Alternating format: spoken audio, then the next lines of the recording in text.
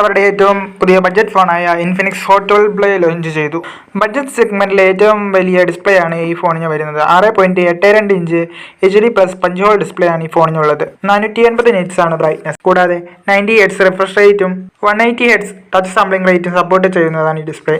Octa-core 12 nanometre പ്രൊസസ്സറായ യൂണിസോക് T610 ആണ് ഇതിന്റെ processor. Up to 7 GB റാമും 64 GB സ്റ്റോറേജും ഈ ഫോണിന് വരുന്നുണ്ട്. 4 GB LPDDR4 റാമും 3 GB വെർച്വൽ റാമുമാണ് ഈ ഫോണിന് വരുന്നത്.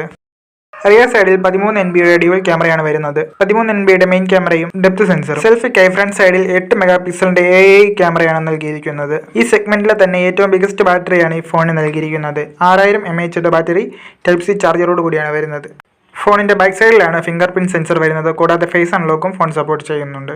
Android 11 ആണ് OS, XOS 10 ആണ് UI. Daylight green, horizon blue, rising black എന്നീ 3 കളർ വേരിയന്റുകളിൽ ഈ ഫോൺ അവൈലബിൾ ആണ്.